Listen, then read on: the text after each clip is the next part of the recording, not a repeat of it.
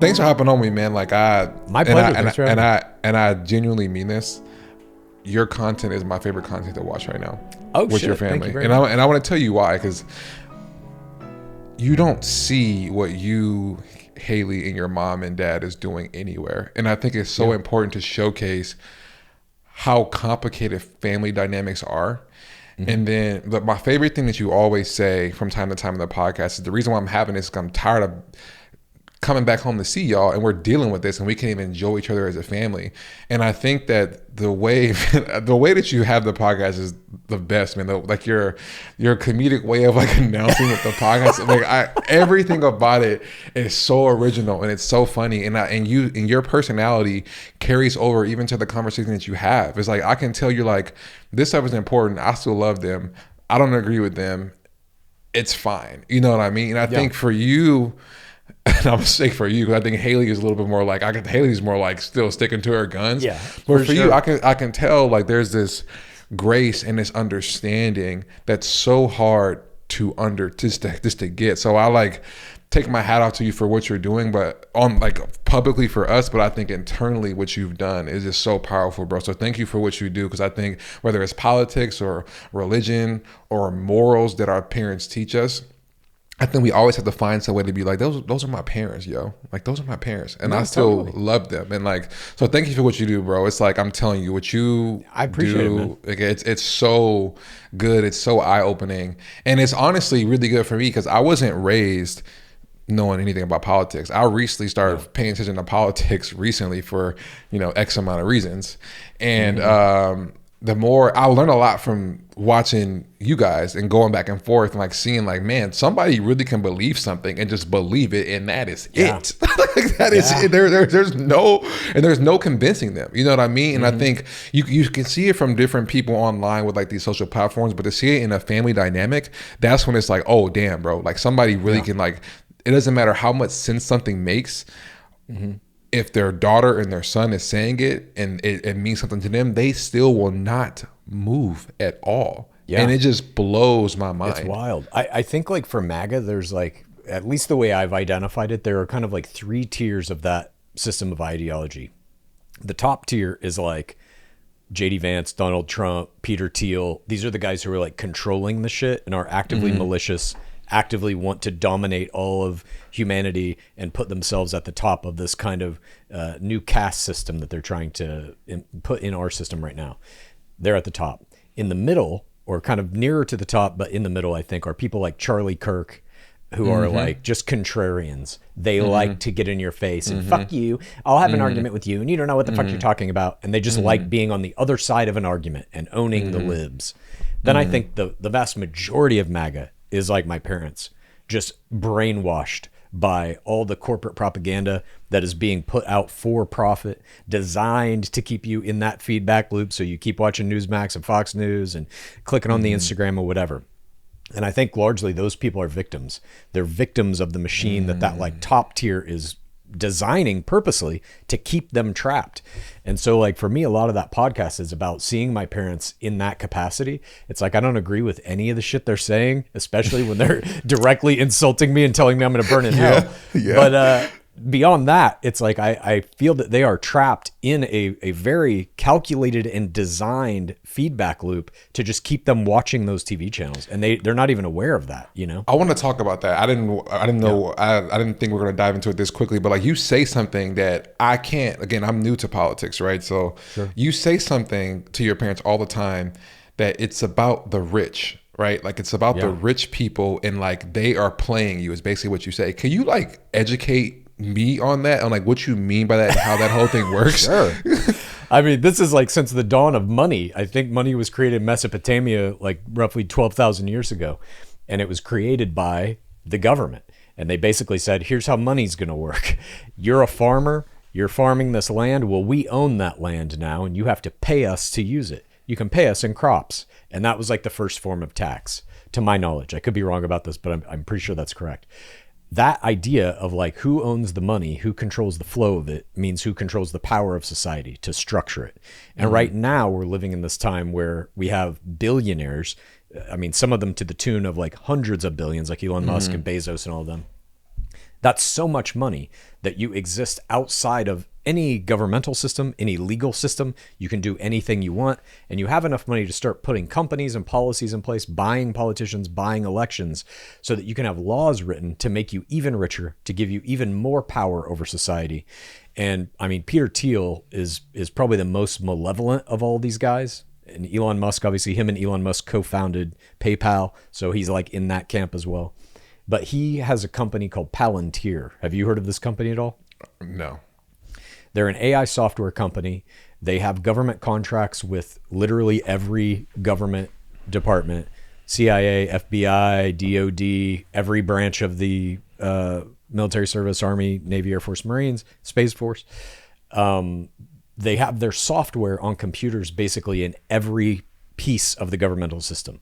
They are absorbing that data, and their stated goal is to literally create a database of all humanity and restructure us into a caste system that puts them on the top, and we are kind of somewhere in the bottom, relegated to whatever designs they may have for that future society. That's what they want to do, and they have enough money that they are putting that in place now. And for whatever reasons, the people in our government either don't understand the severity of what's happening, or they are in league with these guys because they believe they're going to be rewarded in some way. That really is the battle that's going on. And I think the people at the top who have all this money, they're good enough at like hiding it in I know I own Amazon and basically employ slaves to deliver your packages, but look at all these good TV shows I'm making. Watch these shows and get your stuff delivered to you quickly. It's like the power of convenience through the systems that they're all building is so abnormally strong that like we can't see through it. That what's really going on is these people at the very top are restructuring our entire society to make sure that they not only stay at the top, but that they have even more unchecked power. And part of that is a designed adversarial relationship between the right and left in politics. They want to keep the right fed on an endless cycle of Newsmax and Fox News. They want to keep the left fed on an endless cycle of the same shit so that we never talk to each other and identify the real adversary is them. It's not the people on the other side of that vote, because in large part, I believe those people were manipulated into making that vote. Their fears were used, their innate animosities, whatever it may have been for that particular person. But the idea that like the right and the left is where the fight is I think actually wrong. I think that's manufactured by the people at the very top. And that's where the real fight should be, is the 99% versus the 1%. And for a minute, we had that idea injected into our society, but it seems to have gone away, in the past, 10 years or 15 years it's been since Occupy Wall Street. I wonder, thank you for putting me on game with that. It's funny, you say it's because of convenience, right? Like people, they're able to provide convenience. And growing up, somebody who like grew up in the hood, like convenience was really important. Being able to like have certain things aided to you from the government, Section 8, food stamps, all this stuff. I'm thinking about, and then I thought about your parents. I'm like, damn, like that makes sense. Like everything we need to have convenient things. And if they're doing it, I don't really care what they're doing because I'm good. And I think that's like not like a winner's mentality. You know what I mean? Like playing sports, like you can't win the game or become better than the next player or take their spot by being convenient and not knowing what they're doing and how you can, learn how to beat that essentially. You know what I'm saying? So like, thank you for sharing that with me. That's super helpful. My pleasure. I really view it as like everybody in the world exists on a bunch of different sliding scales, but one of them, and one of the most important ones psychologically, is where do you rate on the scale of 100% cooperative attitude about humanity versus 100% competitive attitude about humanity.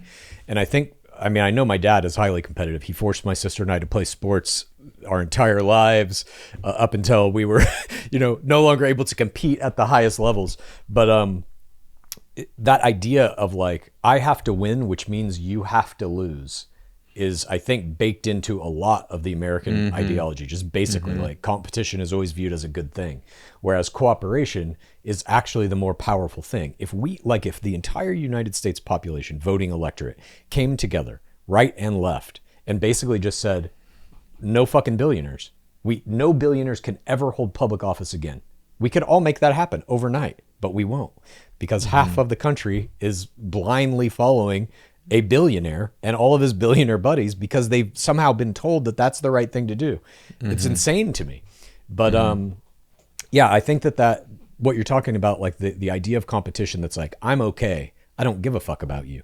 I think that's a big part of why we're in this problem right now.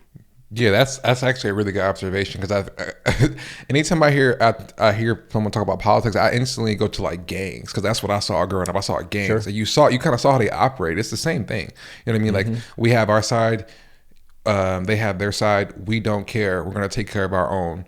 It's kind of like what it's like when I hear politics. I'm like, bro, this sounds just like gang stuff growing up. Yeah, You know what I'm totally. saying? Yes. It's a trip. So like, the more I educate myself and the more I hear, like, especially when you watch people online, like you just hear them talking, I'm like, bro, it just feel like, because I always thought this gangs is so stupid. It's like we all live right next to each other.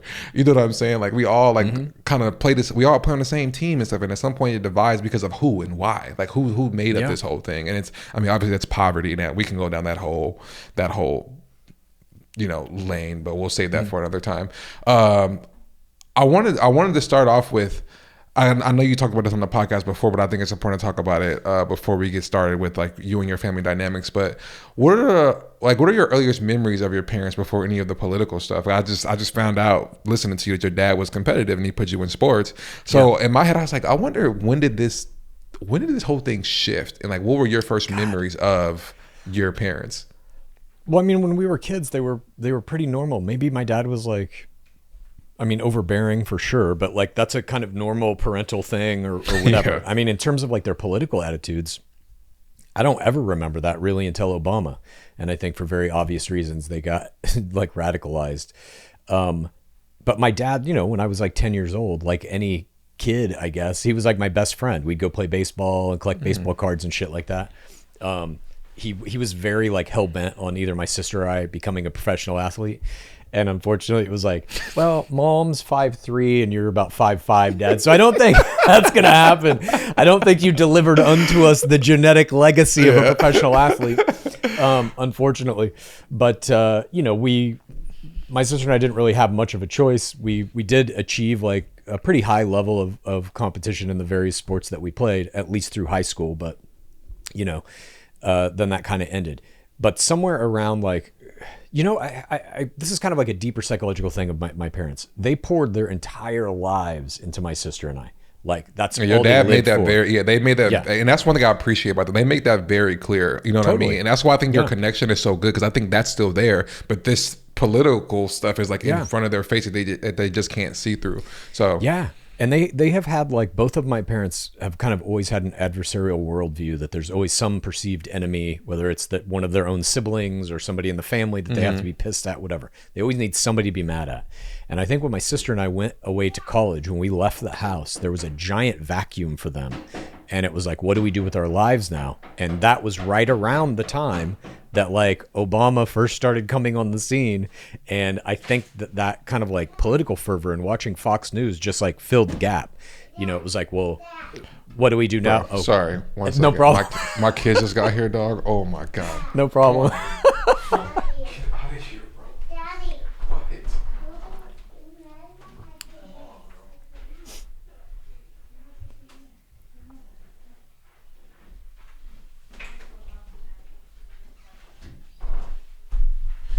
Swear to God, dog. It's like you give your wife one job, bro. Just one job. Just keep the kids. Bro. Come on, bro. What are we doing? It's totally fine. Totally fine. Sorry. No problem. I was just saying that I think like because my sister and I were both out of the house at roughly the time Obama was coming in, I think, and my parents are like racist. I think that has a big part to do with it, but they needed something to like anchor their attention on, and it just became politics, and it like ate them alive, and now it's their entire identities. That's such a good, I feel like you kind of briefly mentioned that a little bit. If you think about being a parent, right? And my kids are 8, 6, and 3, and sometimes I think about like, man, like once they leave, like what the hell am I gonna do? And I think about Obama coming in, being president, the kids are gone, and now we have to put our attention on something. I can't even imagine how much energy and time they put into that, because they needed to put that love and attention that they poured into you and Haley into something else. And like, unfortunately or fortunately, it was into politics around a time where they didn't like who was in office for X amount of reasons. I never heard you, I don't think I've ever heard you call them racist before online. That's something that you've always known. Many times. That comes up many times on the show. I know Haley, Haley has said it before, but I think like when I watch you and Haley, I feel like Haley still talks like, it's just like really like she's still kind of mad, whereas you was like, so yeah, whatever, you're this, you know what I'm saying? So, but I've heard you say it, but I never heard you say it in the sense of like, yeah, they are, and like they are. I mean, they say they are. It's not like I'm not making an accusation. I think they openly admit to this. It's so hard to like, especially your dad, man. Yeah, it's so hard to like take him like serious because I can just tell. I'm just like bro, like you don't really believe this, and you can tell like you're convinced yourself of this thing, but I think internally you don't really feel it like the way that you are saying it. That's how I genuinely feel with your dad. Like totally. Like your mom, you can tell your mom kind of like believes it, but it's like it's a marriage thing. It's like, well, dad's in it and I'm in it. Like you could just tell, you know what I'm saying? Totally. Like when your dad, oh my God, bro, like every time I swear to God, it was one episode. I think it was 3 episodes ago. Mm-hmm. Yo, dad just kept saying, China. Oh my God, I died every time he said it. I died laughing. Like, oh my God, man, he is a character. That's the thing. It's like Trump has that too. These people have like vile attitudes and beliefs, but they're fucking funny, and that it can kind of like undercut the severity of the actual content they're saying if they can make you laugh. And I think that's part of like Trump's, a little bit of his superpower and why he's been able to kind of like hoodwink so many people. My dad has that too. He's always been like a funny guy. But yeah, I don't know. I think like in terms of like their racism, we definitely explore that on the show. We did a whole episode where we kind of had my dad talk about the origins of it and shit for him. I haven't seen that one. You gotta let me know. Well, if you, I'm gonna look myself. I wish I would have watched that before this, because I think it would have helped me that would have just helped me, because I think racism is such a hard thing, because racism isn't, you're not born with it, you know, like you're taught it, you know what I'm saying? And like, that's why I have empathy for anybody who's like that. I'm like, well, at some point you got to like dissect that and get rid of it, because that's not who you really are. You know what I mean? So with your parents, what was your town and your environment like? Was it supportive of like what was going on? Like when, like how your mom and dad were when Obama got in office? Well, I mean, I've done like a lot of introspective kind of thinking about how they grew up too, my parents, because that obviously colors a lot of who you become as a person, as an adult. And they grew up in this small town called Great Bend, Kansas in the 1950s and 60s. That was like population 500 or something, like a super small, all white town in the center of fucking Kansas in 1950. You know, I don't know that they had like a lot of exposure to anything other than white people. And that kind of stuck with them through their whole lives. They got married very young. They were each other's high school sweethearts. So they're in kind of like a self-reinforced loop of whatever fucked up ideologies they had growing up in this shitty thing. My dad was adopted. He was an orphan. Like, he's got all kinds of fucking issues he's never going to deal with. And all of that, I think, is it's basically just a baseline to say that the person he kind of exhibits, the attitude, the character he's throwing out there, like, is who he, in quotes, is. But I think a lot of it is just a built-up outer shell because he's unwilling to deal with the shit that's really in there, you know? And anybody who does introspective internal work can see that. Like, when I see your dad, I'm just like, oh, my God, dude. Like, at that point, I see your dad as like, he's just funny. Like, I think he's so funny. You know what I mean? Because when he starts to get upset, like, I'm just like, he's just like repeating. He's just repeating like what he's heard. You know what I'm saying? He never has like a actually like solid point. And he doesn't like to answer the question. I'm like, all right, at this point, it's just entertaining. You know what I mean? Because like he's just funny. You know what I'm saying? So absolutely, yeah. And I think if you're really introspective, I think it helps you be able to break down who you really are. Like I call this show More Than What Made Me, because I'm more than what made me. Like if you look at my like where I'm from, there's a small percentage I was supposed to make it to the NFL and all this stuff, right? So I believe that it's our responsibility to understand that we are more than what made us, and we have to go back and look at that and decide what's ours and what isn't ours. And that's why I'm so glued to your guys' podcast, because I think you guys do that in front of the entire world, and I think it's beautiful. So now, when you think about So let's go when you move out, Obama gets in office, and now your parents are changing. What is that like for you and Haley? Well, we probably can't speak for Haley, but what was that like for you when you would go home and come back and see like, yo, what the heck is happening with them? Dude, it was fucking wild. Like, I don't remember the first time this happened, but I have distinct memories of like my sister and I would always go back for holidays and birthdays and stuff like that. And it was always kind of like cordial. Even as we were getting older or in college, it was always fine. We would go back, hang out, go to whatever local restaurant my parents wanted to go to, you know, watch some TV. Great seeing you, unwrap some Christmas presents, whatever. But somewhere during Obama, I have a distinct memory of like sitting on my parents' couch. They had two TVs playing 24 hours a day, one in their living room, one in their bedroom. And they were like a second or two off of each other. And it was always Fox News. So it's a literal echo chamber. You're just hearing Fox News, you know, echoing throughout the house. And I remember just like sitting down, and within 5 minutes of coming into their house, my dad just screaming in my face, "I can't believe you fucking voted for Obama, you dumb piece of shit."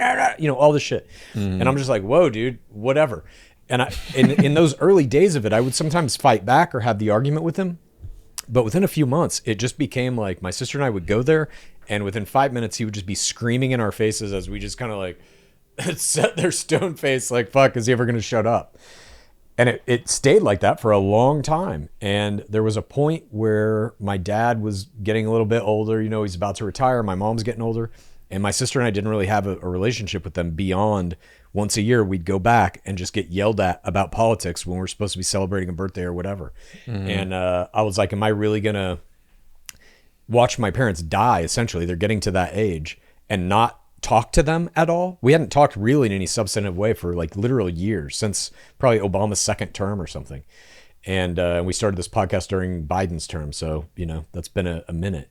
But yeah, I basically was just like, they're never going to be the ones to like extend the olive branch. And I think that's true pretty much of everybody in America between right and left. If we are trying to like repair this in any way, if we are trying to close that gap, heal the divide, I think it has to come from the left. I think there's too much pride, too much arrogance on the right to say like we were wrong. I don't think that will ever happen. So I think it's like kind of our responsibility to be like, listen, I just want to have a conversation. And in the case of our podcast, it has to be about politics because that's all my parents will talk about.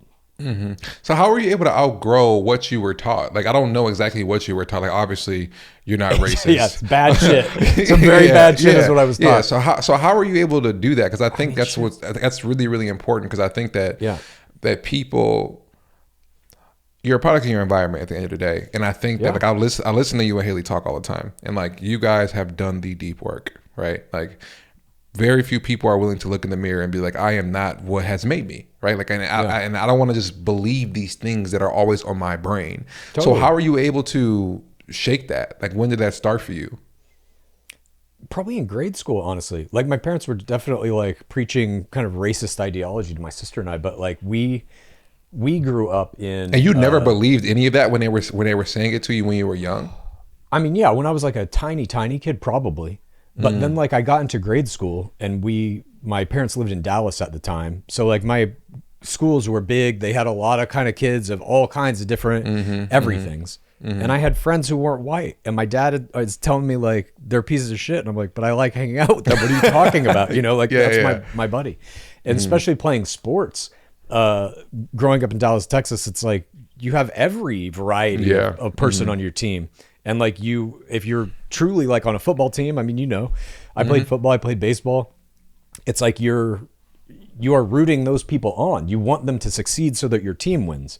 And so you have like a vested interest in the well-being of that person, both for what they're doing in the team, psychologically. You want them to be like happy and healthy so that they play well on your team just at a base level. But you also become like close friends with people on your teams because you're spending so many hours practicing, playing, going to the games. You're sharing the emotional highs and lows of wins and losses and all that shit with these people.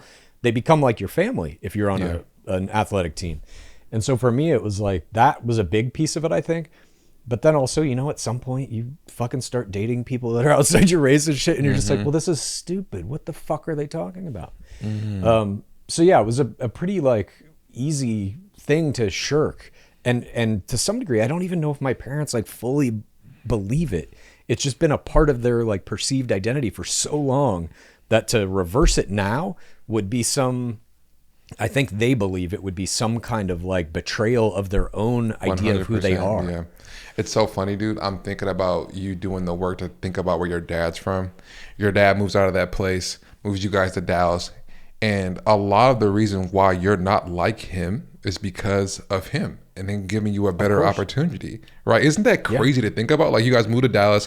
Now you're around lots of different people and you're exposed to them, and your humanity is what's driving you, not some ideology that somebody's teaching you. And it sounds like, unfortunately, like your dad has some stuff like being adopted and all this stuff. That's like a lot that you have to dig through. And I imagine at his time, they didn't have the resources that we have now to be able to dig through that stuff and have support and know that it's 100%.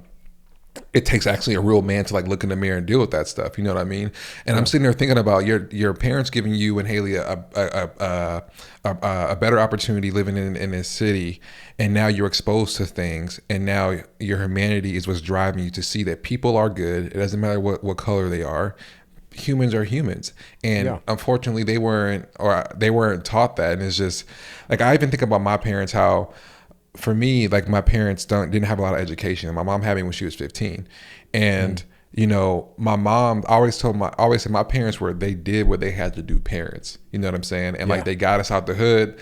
I first want to graduate high school, go to college, so they did what they had to do. But now I feel like I'm healing a lot of things in our relationship to where, not because I can understand really quickly why they did the things they did when we were young. Now it's more like, okay, how do we work on like the emotional side of things that now we can have a conversation without me feeling like it's really hard for you to accept that I'm an adult. You know what I'm saying? 100%. So I'm always going back and forth with that stuff with my parents. And as I hear you say, like, yeah, I didn't become, you know, racist or have these views because I was exposed to things. So would you say like being exposed to things is a way to cure that for people in general? Like, instead of having these ideas, like, go out there and see things? I think so. I mean, it's hard to say. Like, all these things we're talking about are like very individual attitudes and stuff. You know, I think every person's different, obviously. But yeah, I mean, for sure, there are relationships, friendships, romantic relationships I've had that were, I won't even say like eye-opening. They were just kind of like proof that the shit my dad is saying is completely wrong. You know, that's and once you're faced with that, you have to go through all these kind of hoops to be like, well, wait a minute. If my dad is fucking wrong on this, what else is he wrong about? Can I trust anything he's saying? All that type of shit. But something you just said was interesting about you know, your parents doing what they have to do to help get you out of whatever situation you might be in as a kid, but then not accepting who you are as an adult. That's 100% true of my parents. And I think it has a lot to do with like my parents, like I said, like their whole lives, their whole identities in their 20s and 30s were raising me and Haley, forcing us to play sports, making sure we got good grades, you know, all that shit. And then when you're gone, it's like that moment in their lives kind of crystallized who they were as people and how they viewed the world. And in that time, there wasn't an Obama, there wasn't a Trump, politics wasn't like it is now, technology wasn't like it is now. And so I think they have a very hard time adjusting to anything that happened after my sister and I moved out of the house, basically, you know? And so that includes viewing us as fully formed adults who have our own attitudes about everything, and like that they can listen to what we're saying and take it at face value, or even accept it as like as valid as anything they might say. They still view us as children, essentially, and I think they always will. How did you, so when you start having those things of like, what my dad and what my mom is saying is crazy because my experience is different, how did you wrestle with those? Like, because our parents are the ones who we love and we ultimately think we have the most trust in, but I think your reality could always trump that. I remember when I went through that. So how did you deal with that battle? Like, how did you choose a side, essentially? I mean, you know, when it first really actually happened was probably, it's got to be around like 6th or 7th grade, I think. I remember like, whenever you start, maybe it was even a little bit earlier, whenever you start like going to your friends' houses to spend the night, that type of shit, you know, I just remember being at a buddy's house and his parents being like super nice to us. And we were like fucking around roughhousing and we broke this vase. And his dad comes in and I'm like, oh God, his dad's going to kick the shit out of us. This is going to suck. And his dad was like, oh, fuck. all right, I'll go to the store. I'll get a new vase before your mom gets home. You guys clean up the mess. I'll see you in 15 minutes. And I was just like, what? that's it? Holy shit. And then I think like, I spent the night at another friend's house and some kind of similar nice parenting thing happened. And I was just like, holy fuck, is this how it's supposed to be? And I remember that thing flipping in my head like, okay, my dad may not be the best guy type attitude, and then you have to accept that. But guess what? You still got to live with the fucking guy, at least until you're going to college or whatever. So it's like, you can't totally just like, fuck you, dad, I'm not listening to anything you say. But I definitely remember that being kind of a catalyst type moment for me, seeing how like my friends' parents treated them and how it was pretty drastically different from how my dad did. What would you say for your mom? Do you feel like most of the time it was your dad who was doing that kind of had the most influence on the home, or do you feel like your mom had a big influence on it as well? They were like pretty codependent in it. I think like, my mom would wield as a weapon, like almost continually. I'm going to tell your dad about this when he gets home. And we knew what that meant, like not anything good. So she wouldn't necessarily be the one to initiate the abuse, but it was like the psychological component of it she would use as a threat. And then my dad would have to be the enforcer and deliver. But it was, kind of bad cop, honestly. One thing I find interesting when I listen to you guys is like faith always comes up, because I think that's big. I think that's like a big like Trump thing. Is like people use the Bible, and like one of my favorite videos online is when somebody asks Trump like what's his favorite book in the Bible, and he's like, oh, all of them. Like I don't really want to talk about this person.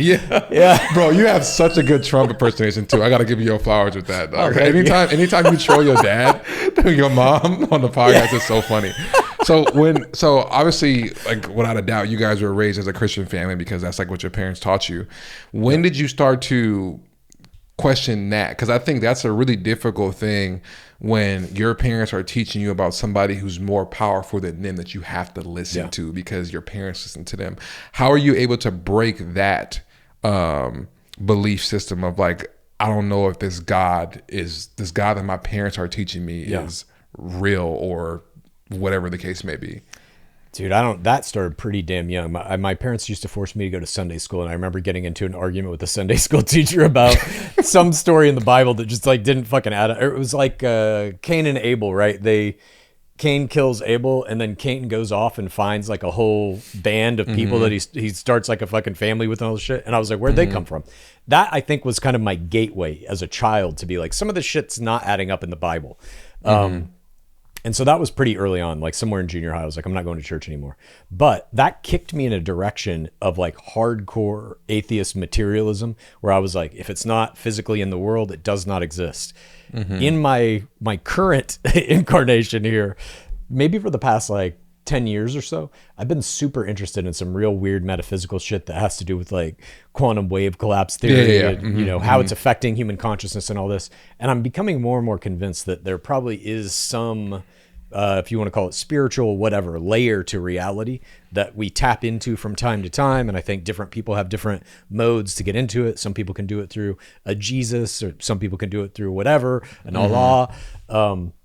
We all kind of view it differently, or at least how we interact with it. But yeah, I definitely kind of kicked off what my parents were trying to teach me at an early age, and it has taken me, now I'm in my late 40s, it has taken me to this point to kind of realize like, but there is some weird shit happening here that nothing can really explain unless you start delving into like the spiritual realm.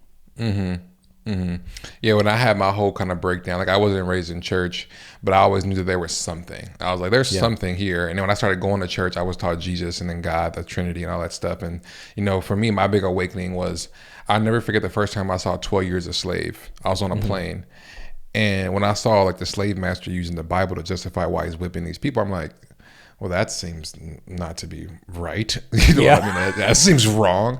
And then I remember, like, when George Floyd was killed, like I live in Minnesota, and it's my backyard, and that's when everything broke down. I'm like, I don't know. And then COVID is going on, so I'm in the ringer.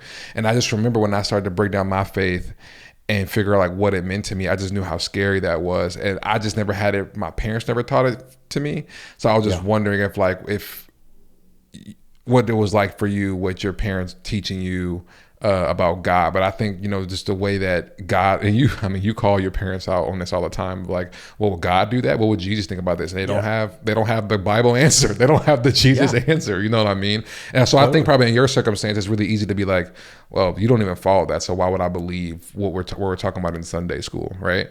Yeah, it was always more, I think, kind of like a social thing for my parents' church when I was a kid. They didn't really seem to adhere to the tenets of Christianity all that much. Not that they were like murdering people or anything, but like my dad would get drunk and like cuss, and like they just weren't very like Christian behaving. But I think like organized religion generally for me always seemed a little bit like made up stories. Not that like all of this isn't anyway, but I for me, like I kind of subscribe now to the belief that, and only because there's some scientific backing to suggest this, I do think that like everything is one thing, and we are all kind of tiny parts of it, or whatever, however you want to view that, but that we're not really separate, that like every person is the same person. And potentially even, I mean, there is some kind of esoteric quantum theory that says all matter is actually one particle that is just blinking in and out of existence at an incredibly high rate of speed, and it's making everything. And if that's true, then like we're literally all the same singular thing. And so like I kind of use that, I guess, or the way I view it is like, you can be mad at Trump or your parents or whatever, but they are you and you are them. It's like all just pieces of the same thing. And so to like have this attitude of like, I'm not going to talk to you anymore, I'm going to cut you out of my life. It's like, even if you're doing that at like what you perceive to be the kind of conscious level, you're not actually doing it. Yeah. They still are a huge part of your life, especially if you're not talking to them, because now they're occupying the space of like, it's a walled off thing in your mind. They don't exist. Fuck them. Yeah.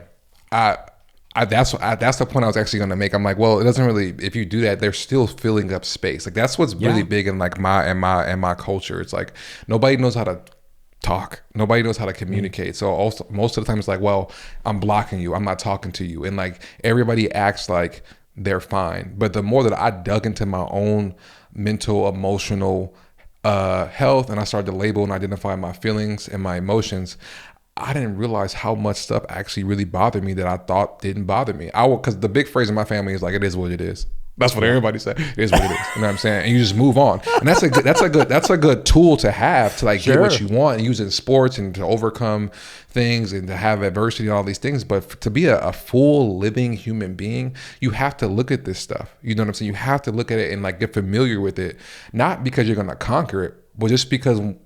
But more so for when it comes up, you know how to deal with it. You have tools in your toolbox to be like, oh, I am sad, I am angry, and they feel the same, but they're not. So what am I going to do with it now? And that's why when I look at your, like, I love listening to your mom, like doing her DDs. I love like her pastry of the week. I love it because I'm like, man, this woman is just so pure. She has such a big heart. Like she's so loving, but this is just her thing. This is her get down. This is where she puts her energy and it's cool. But I can see how she actually really is. You know what I'm saying? Yes. Like anytime, especially Haley, anytime Haley like gets on your parents, like your mom, I could just tell she's like, oh, I just don't like this. I can't believe you would say that. And then you could just feel like she knows that her stuff is like what's causing this quarreling. But again, it's what she knows. You know what I'm saying? Like you can't even be mad at her. It's just like, it's just what she knows, and it just is what it is.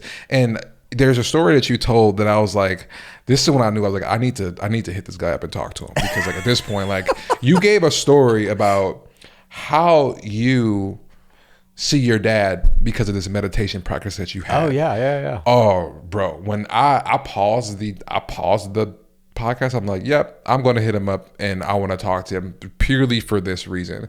Because whether it's meditation, whether it's writing in a journal, whether it's going for a walk, that is the key to life, is being able to see people for who they are and looking past all of the stuff that that the shell is presenting. That's why, like, when the funny commentary in the beginning, when you troll him with Trump's voice, and then you guys end the podcast with, I love you. I'm just like, this is what it's all about, dog. Like, this is what life is all about. So tell that story, and like how that changed a lot for you when you view, I guess, your dad specifically, because that's who you saw. You didn't talk about seeing your mom.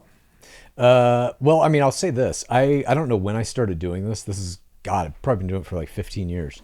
I used to get high as fuck and go get a 90-minute deep tissue massage while I listened to like, theta wave, like space sounds and shit.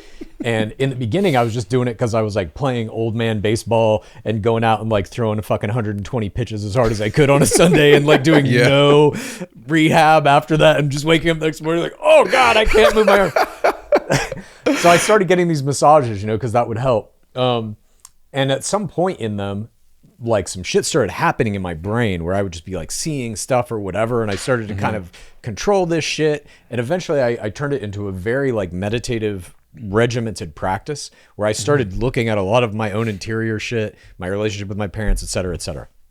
That has kind of evolved into this other weird meditation thing I do now called Gateway, but which is like designed to help you try to have an out of body experience. It's like okay. I learned about this shit because somebody submitted a FOIA request and they got all this information that the U.S. Army had been using this meditation practice to try and train people how to remote view.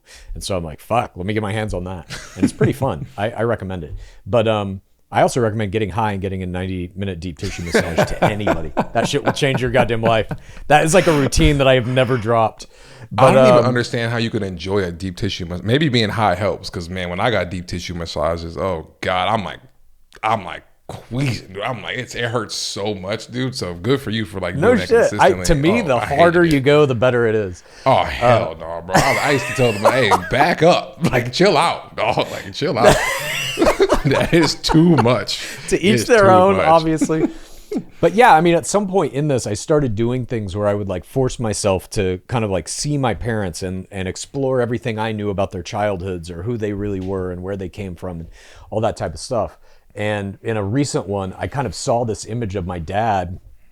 This is the story I told on the podcast, as like this angelic figure. I saw him when he was like 25 years old. He's like 73 now. Not in the best of health. He looks like he looks like a little fat 73-year-old man because he is.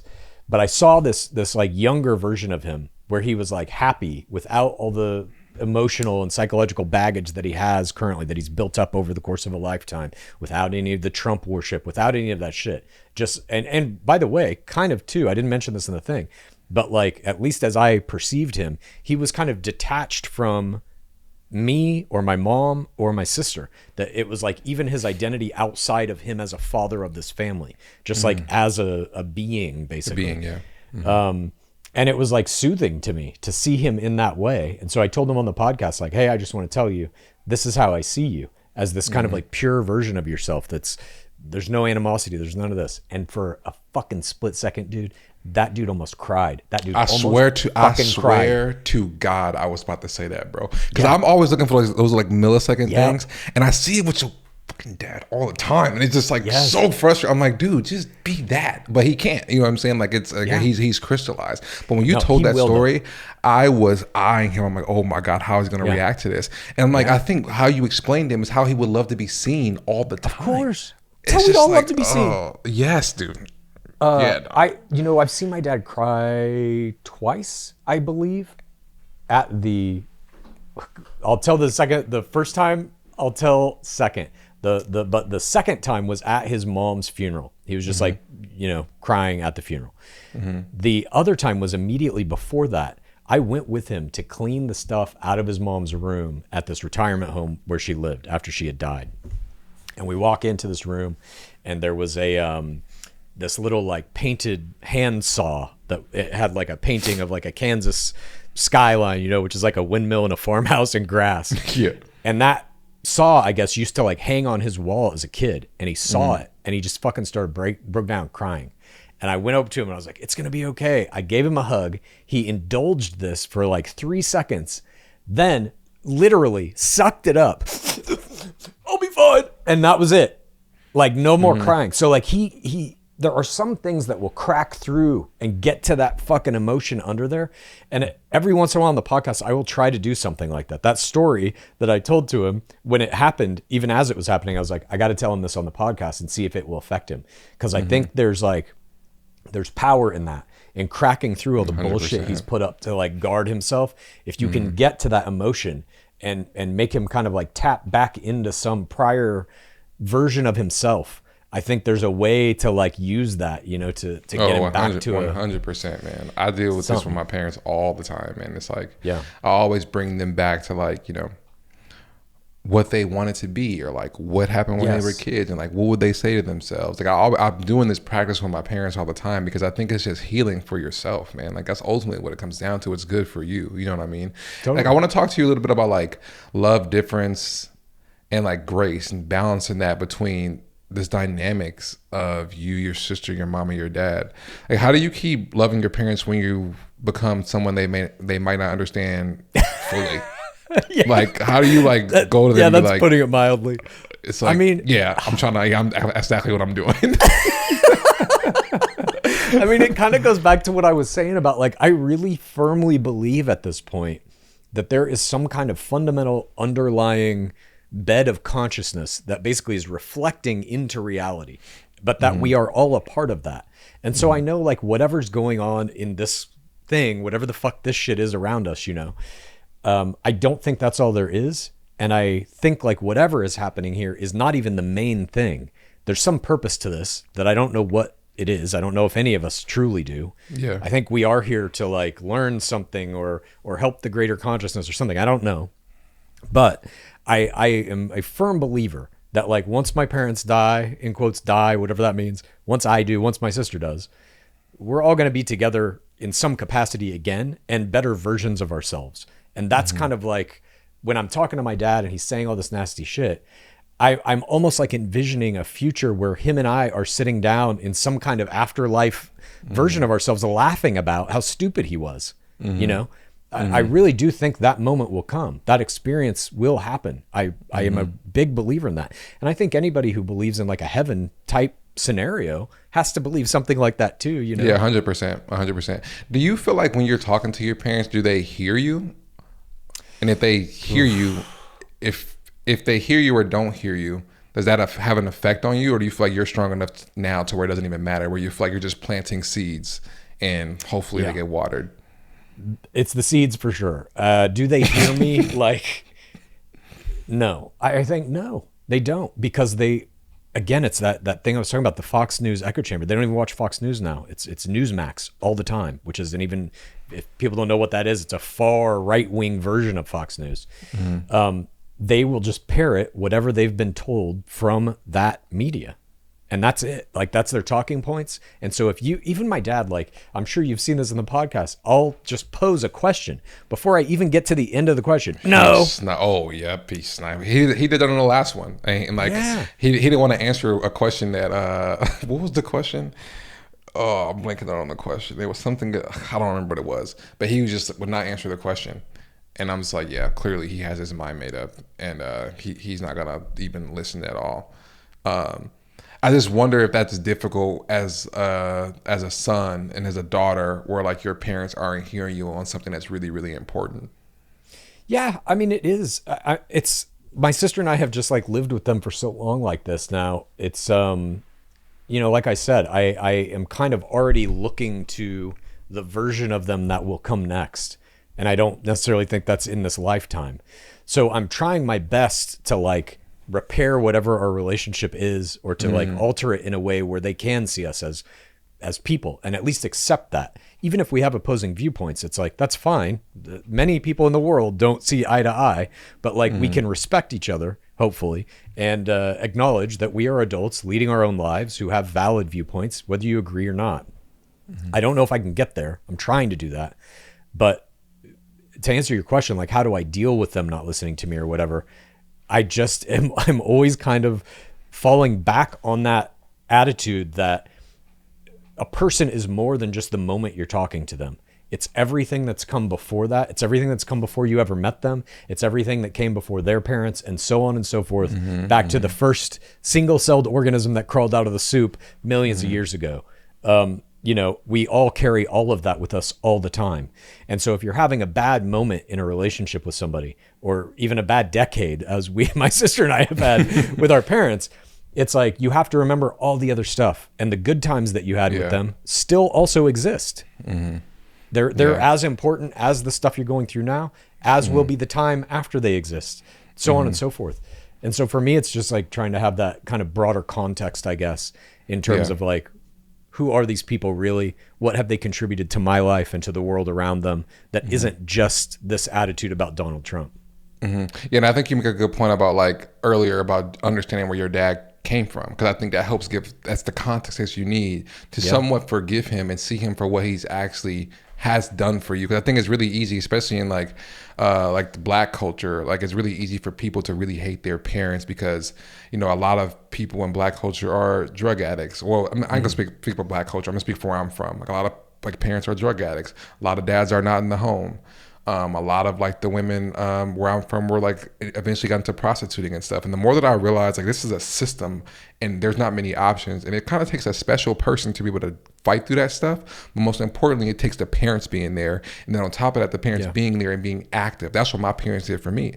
And that's why I'm so grateful for them. So I'm able to look over all the things that they did when we were kids, because like they made decisions based on the information that they had at the time, and they did a pretty good damn job, and I can have grace for them. And grace seems to be like this, I mean, it kind of seems like a Christian ideology, but I think grace is just like probably in like the English. I mean, you always are giving like etymology on the podcast, and I gotta like Google it. I'm like, I don't know how the hell Chad be like finding these words and the meaning of them, but you do a really good job with that. So you can look up grace and figure out like where it came from, I don't know where it came from. But when you think about like, so what does grace look like when it's not about excusing but about understanding? Because that's what you're doing.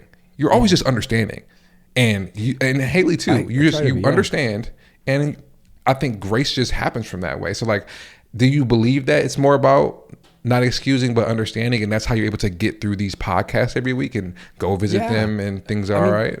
To some degree, I think like for me, that idea of grace, or like accepting people who have opposing views to you, especially ones that are like monstrous, like my parents sometimes have, it really, I think, is about like not excusing what they're saying or whatever, but realizing like everybody at a core level, I think, wants to be happy. And if you're not happy, which could be sad, angry, any other emotion other than like happy and content, there's some reason for it. And I feel bad for that person. I have sympathy for that person. My parents are those people. They are not happy people. They are constantly enraged. And that there's something in their brains, and I think this comes from like being hyper competitive, that does make them feel good. Like they get a little dump of dopamine when they have like righteous anger, but that's not happiness. And like trying to get them to see that like this emotion you're feeling might give you some kind of like little drug rush of feeling good for a minute because you feel like you own the libs, but like that's not actual happiness. And so for me, it's like the grace, as you're putting it, you know, in seeing them say something horrible and being able to sit there and take it and then like have the conversation is really about trying to look past that and be like, are they happy people? I don't think they are. And so I want to, if I can, help them like get around that corner and see that like the ideology they're in is just an endless cycle of anger and fear. What's so interesting about watching the show, you do a good job articulating your thoughts, man. Like seriously, you like paint these pictures. I'm like, damn, he articulates it so well. Like some of these questions, like, oh my dad, I could have asked that damn question. He already answered. Like you answered like 4 of my questions just because you articulate yourself so well. But when I watch the show, right, and it's cool to have like it's you, it's Haley, and then it's your parents. And I think it's important to have that distinction because they're literally a pair. You and your sister are a pair, but you kind of aren't either. You guys have your own perspective because you're the kids. And it's when I watch you and Haley, you can see like how fast it is for you. It's like they say something, you go up, you go, and you go down. You're like, all right, and then you're on. Like you can quickly kind of get. I don't want to say get over it, but I think extend that grace. Where Haley has this stare, she's like, oh god damn. She's like she's just so, and her eyes are so blue, and she has red hair. So I'm like, bro, she looks intense. You know what I'm saying? So I think that grace that you have is so important.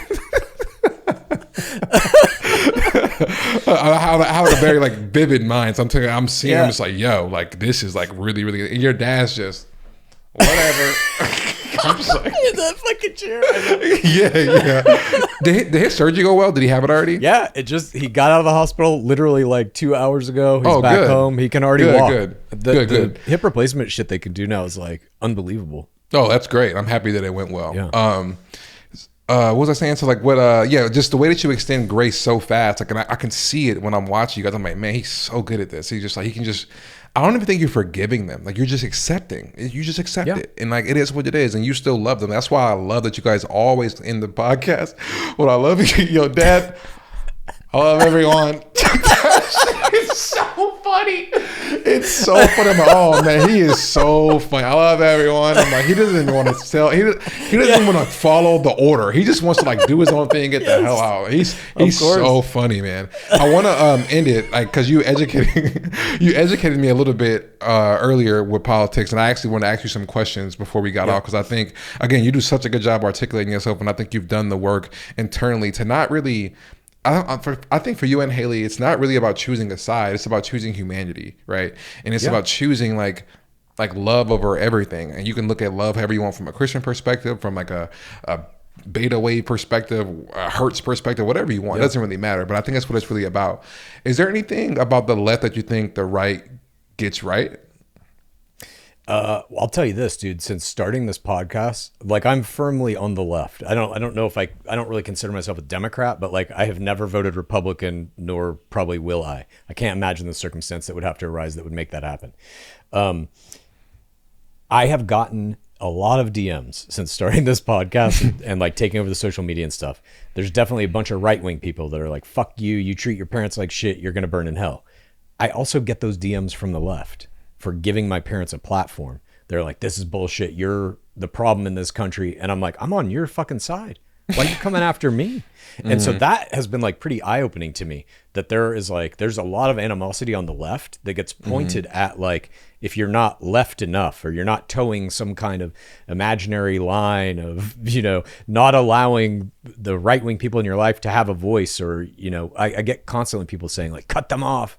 This is bullshit. You have to stop doing this podcast. And I'm like, this podcast has given me a relationship with my parents. I'm not going to stop doing it, I mean, the bottom line to me is always like, if your relationships in your life are controlled by their proximity or their reaction to Donald Trump then is a more important person in your relationships than the people you have them with.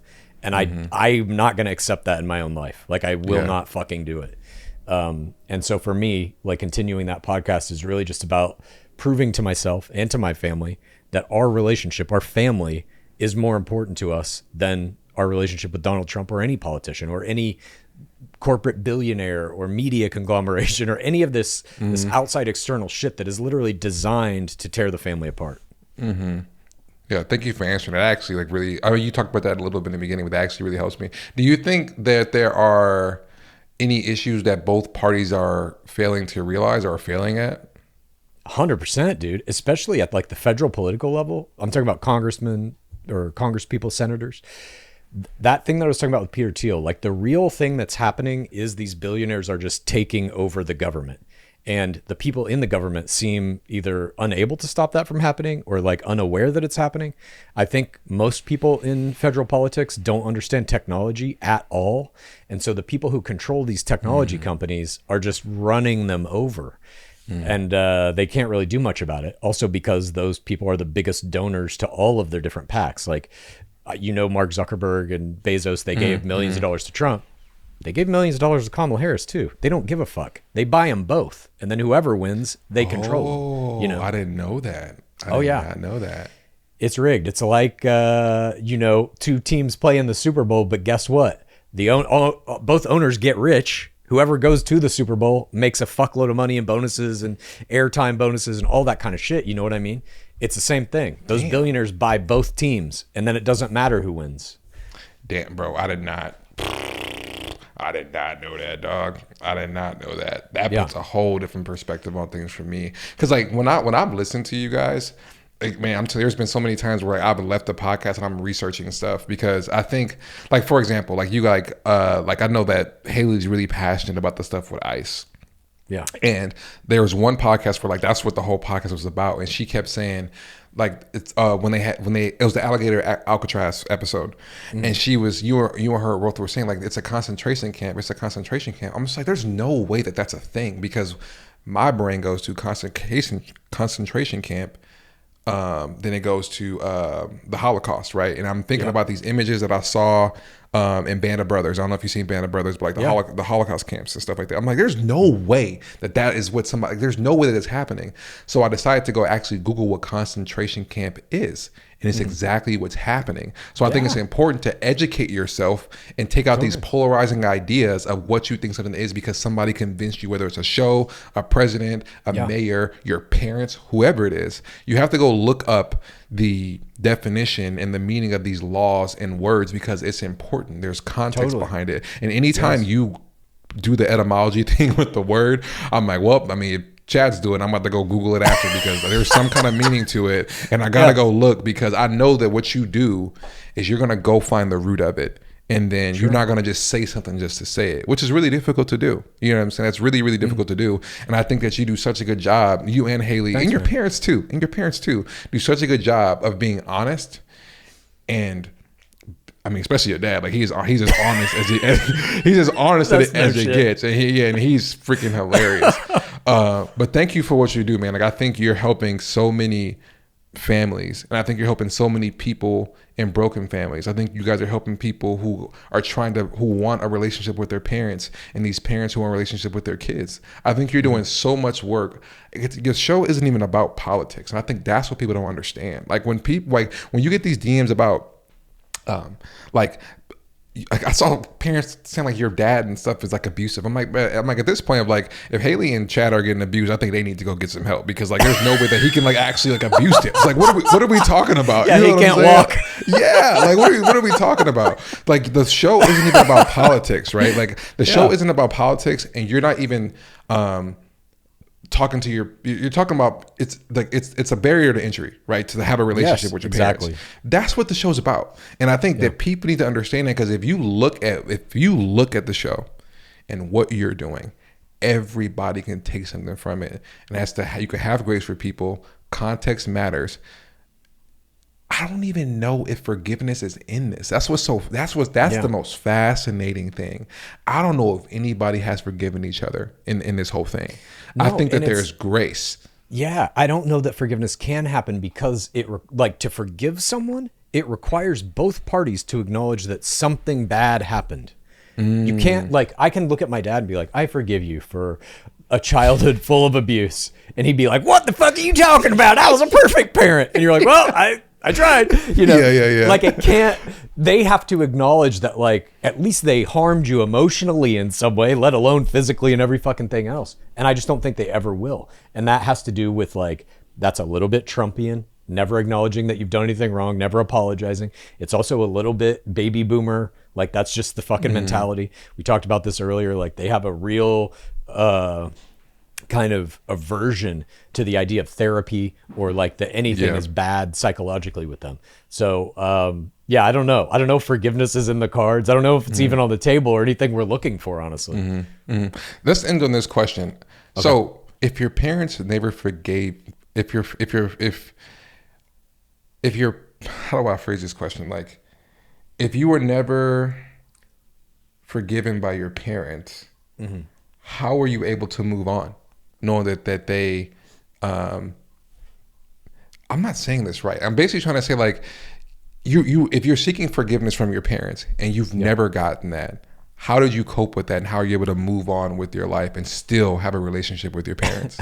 I mean, this may be my own psychosis, but I really view our family as a sitcom. I sold a sitcom to ABC called Southern Discomfort maybe 15 years ago that was based on my family. Don Johnson played my dad. I really view it as that. I take what I can that I find funny or interesting or good, and I cling to that. And the bad shit, I just kind of compartmentalize it as that's the problem in this episode of the Kultgens, or whatever that we have to try and overcome. And maybe you do and maybe you don't. But a hallmark of those 80s sitcoms that I grew up watching is the characters never change. They are always the exact same people in every episode. And it's the situation changes, and that's where the comedy comes from. But go back and look at Roseanne or whatever. Roseanne never changed. Her husband never changed. None of the kids ever changed. They got older, but their base core personalities never change. And I feel that's true of my family. I think it's true of a lot of families. And so I just try to kind of enjoy the good things and laugh at the bad things. That's about all you can do. Yeah, that's such a beautiful answer, bro. Because I think that because there's always like these super deep answers. You know what I'm saying? I think what you're saying is exactly right. Don't take things too serious. Be forgiving, but the only way that you can do that is by being introspective, doing the internal work. It's the only way that you can do that. You didn't get like this overnight. You don't articulate you don't articulate yourself like this because you just woke up. Like, you've done work. You know what I mean? And I encourage everybody to do that work. And I think there's different paths on how to do that. And like, you got to figure out what works for you. For me, it's not getting high and doing deep tissue massages. That's for damn sure. I ain't doing no deep tissue massage. Like, there's no way, bro. Like, there's no way. I had to be forced to do deep tissue massage. I'm like, bro, I can't do it. Because I played football, so like, and I played safety, so like my hips, bro. Yeah. So they used to put that elbow on the hip. I'm like, yo, chill out. Like, back up. Like, it's too much.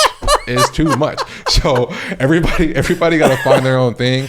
I'm happy that you found yours, and I'm grateful that you are doing what you're doing. And I truly do mean that, because I think that you're helping people that you have no idea who you're helping by being honest and vulnerable, man. So thank you so much for what you're doing, and thank you for speaking with me today, bro.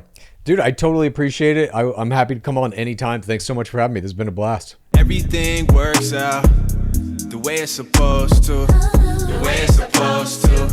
The way it's supposed to. Everything works out.